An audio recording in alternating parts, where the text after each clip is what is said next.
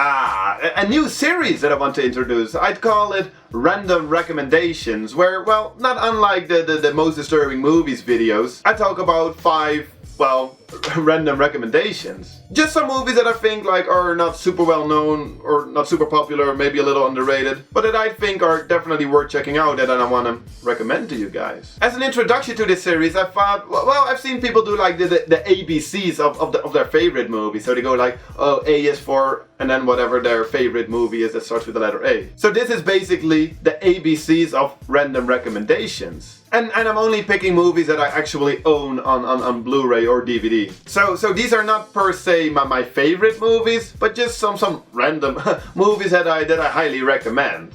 Let's do this. A is for Anguish or Angustia, a little known Spanish horror movie that is pretty interesting and innovating. It's basically a horror movie within a horror movie, and at one point you're watching a movie within a movie within a movie. Just for that, it's worth checking out. But yeah, it's really cool. B. Behind the Mask, The Rise of Leslie Vernon is a sort of recent slasher flick, but a really clever one. In a world where Jason Voorhees and Michael Myers, like all those guys, where they are real, it follows a documentary crew that's following the next big slasher icon. And then halfway through there's a big twist, and it's all just really clever. It's really cool. C is for Capturing the Friedmans, a documentary about a seemingly happy family where one day father and son are accused of child molestation. What sets this one apart though from other similar cases is that this family in question, they record, well, they've whole their life they've been like recording stuff on a home video, but also throughout the whole process. You know, like the arrest and the trial and everything. Besides that, the movie is very objective about the truth, so it's really up to the viewer to decide what to believe, which is quite interesting. Oh man, this is probably one of my favorite movies. D is for The Devils, a 70s movie set in the 17th century about a priest being accused of witchcraft, loosely based on true events. Which perhaps sounds kinda lame, but it's so cool. It sort of has a surreal exploitation kind of vibe to it, making it a quite unique viewing experience. It's really good. It has a complex and very confusing history of releases, and to this day it still isn't released in its fully complete uncut form. I own this sort of bootleg version, which to my understanding is as complete as currently available, but the quality is pretty crappy. So I should definitely upgrade to the 2012 UK release, which is currently the best release available. Evil Aliens. A fun, gory British horror comedy. There's really not much more to say about this one. It's pretty funny and pretty gory. But I said that already, so like I said, there's really not much more to say about this one. Check it out if you want to have some quick fun with a horror movie. F. Forgotten Silver, or the Forgotten Peter Jackson movie, since it's probably his least known movie. Co-written and directed with fellow New Zealander Costa Botes, it's a documentary about forgotten film pioneer Colin Mackenzie, who was the first to experiment with many new film innovations like color and sound. Except that the whole story is made up. But it's so authentically well done and made with a lot of love and humor. It's definitely worth checking out for fans of cinema in general. G's. I don't own a lot of G movies, so I guess I just have to go with Gozu. By the infamous Japanese director Takeshi Miike, Gozu is a surreal Yakuza adventure, I guess. That's definitely not for everyone. But if you're down for an absurd Japanese trip, check it out. I love this movie, albeit a little too long at 130 minutes. Perhaps not that unknown, but for H I choose A History of Violence by David Cronenberg. Mostly known for his body horror movies, this is a small little thriller with a small set of characters and a simple story that unfolds little by little, making it, in the end, really effective. Complete with fantastic performances, it's a highly recommended little thriller. And this one is definitely not unknown, but out of all the I movies that I own, this is my favorite. Inglourious Basterds by Quentin Tarantino, of course. I know he's a love it or hate it director, at least I guess, and perhaps so is this movie, but it's so good. The way he wrote tension in scenes where virtually nothing happens, it's amazing. And even though it has a pretty long running time, especially for the amount of action in this movie, every scene is gold in my opinion. Just give it a chance if you haven't already. I actually already covered this one as part of one of my scariest movies ever made videos, but because I think it's still quite underrated, here we go again. Jacob's Ladder. A surreal psychological horror thriller. It's both creepy and intriguing. But perhaps not as much underrated as it is just not super well known, because most people that do know this movie agree with me that it's quite a masterpiece. Check it out. I'm kind of cheating here because even though K is for kidnapped, this movie by legendary Italian horror filmmaker Mario Bava is originally known under some other titles. But I just wanted to cover this one. Basically just a robbery gone wrong turned hostage taking road movie. It's a surprisingly dark and intense thriller. Really good actually. If you check it out, I recommend looking for the movie under the title Rabid Dogs. Rabid Dogs? Since Kidnapped is the title given to a re-release with additional scenes and a new score. And I think the original cut is better. L is for Lola Rennt, jawohl! A German movie about Lola who has to bring her boyfriend a large sum of money in 20 minutes in order to save his life. Fast paced with almost non-stop action, a really cool visual style and a techno soundtrack to fit this all perfectly. In English it's known as Run Lola, Run, because well, that's what she does. Very often recommended, but don't worry guys, I've seen this one.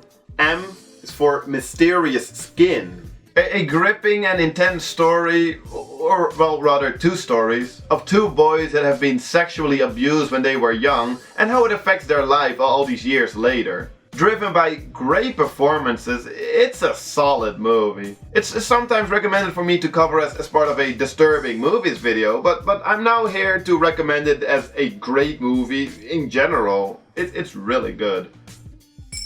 N is for Next Door, or Naboer. It's my best Norwegian. It's a little, and by little I also mean short, and by short I mean 75 minutes, psychological thriller about a man that after a breakup with his girlfriend, well, perhaps the less you know about it, the better. It's mysterious, it's sexual, and it's violent, and all in all, it's definitely something else. In a good way, that is. Check it out. Otis. I myself was also kind of hesitant to watch this movie, but when I finally did, I actually really enjoyed it. It's a straight-to-DVD horror comedy about creepy guy Otis who kidnaps girls to place him in his own twisted version of high school prom. It's a simple story, but it's filled with a lot of twisted humor, and it's definitely worth checking out. No masterpiece by any means, but for a straight-to-DVD horror comedy, yeah, it's pretty cool. Although this one is already pretty well known, pretty popular I'd say, I'd still like to recommend it. The Prestige. Directed by Christopher Nolan, known for Inception and the latest Batman trilogy. This is a much smaller movie than the aforementioned. It's about two magicians and their rivalry that keeps escalating, with quite some twists along the way. Fascinating in a mysterious way. Yeah, check it out if you haven't already. How sad is that? I don't own a single movie that starts with the letter Q. I can't even think of a movie that starts with the letter Q. RRR is for Return of the Living Dead 3. I know, I mean every horror fan loves Return of the Living Dead, the original, and then they all seem to hate part 2, even though I think it's pretty entertaining. But when it comes to part 3, it's really love it or hate it, I guess. I love it. It's an original take on the zombie genre, with some dark humor and some romance thrown in. And you don't need to have seen the first two to understand this one. Yeah, it's pretty underrated in my opinion. S is for Save the Green Planet. Now, this is something else. It's the genre-bending tale of a man who kidnaps the boss of a multinational because he thinks he's the leader of a group of aliens that have invaded Earth. I say genre bending because this movie really is a mix of comedy, horror, action, thriller, sci-fi, romance and drama. And I'm not even exaggerating. For that reason alone, it's worth checking out. It drags a little towards the end, but still recommended. T is for cheating a little bit, because this one is for 3 movies. The Trois Couleurs trilogy, 3 colors. 3 French contemporary drama movies made by the Polish director Krzysztof Kieslowski. Is that alright? Although the second one, White, it's mostly a Polish movie. It's probably my favorite trilogy in the world. They're perhaps a little slow and hard to get into, but it's so worth it in my opinion. The music in all 3 movies by the same composer, is among my favorite film music that I've heard, and it's such a big part of the trilogy. IMDb even lists music as part of the genre for the first part, Blue. They are movies that took me a little while to fully appreciate, in most cases well after watching them, but I still fully recommend them, in the hope that one day you'll appreciate the movies as much as I do now. Not a lot of you movies, but this one's pretty cool. Undead, an Australian zombie/alien horror comedy, which is actually a quite original take on both subgenres, the zombie and the alien genre. It takes a little while to get things going, but when it does, it's pretty cool, and it sort of keeps you guessing. Nothing mind-blowing, but just a fun original little movie. V is for Versus, a Japanese low-budget, style-over-content action comedy, I guess, with yakuzas and zombies. Yeah, it's quite right. There's a lot of stuff going on in this one, and most of it is pretty badass. I wouldn't have minded if it was a little shorter, but never does it get really boring. Like I said, just a pretty badass action flick, and if you don't care too much for a plot, check it out.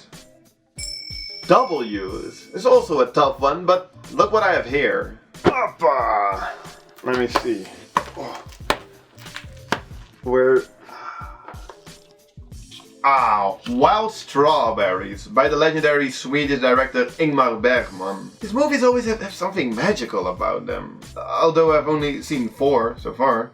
This one tells the story of an old, grumpy man who goes on a long car ride, and along the way he reminisces and, in a way, re-evaluates his life. I understand that black and white Swedish movies from the 1950s aren't everyone's cup of tea, but really, it's a beautiful, emotionally powerful movie. Just like with the Trois Couleurs, the 3 color movies, it took me a little while to fully appreciate it, as for me it's often the case with Bergman movies. But trust me, it's really worth it. X. Did you guys really expect me to own a movie starting with X in the title? Really? Why? It's for Young Frankenstein. But that wasn't a hard choice. I mean, it was the only one. It's a Mel Brooks comedy, obviously a spoof on the Frankenstein story, but also the universal monster movies of the 30s and 40s in general. Its humor is pretty subtle, and it took me a little while to get used to, but once I did, I thought it was actually pretty hilarious. Almost all of my Z movies are zombie movies. So, Z is for Zombie, the movie. Arguably Lucio Fulci's most popular movie, Zombie, or Zombie 2, is basically a cash-in on the success of Dawn of the Dead. My 3rd review ever, some 6 years ago, was on this movie, so you can check that one out as well. It's pretty slow, but it's all about the atmosphere. Plus, it has a nice, memorable soundtrack and some pretty cool gore effects. Although, most horror fans have probably already seen this one. So, that's all for this video. Like I said in the beginning, I'm thinking of making this a regular thing, but then like in the next parts, I would just like go more in depth in like 5 random recommendations. Let me know if you think that's a cool idea. And then I'll see you guys next time.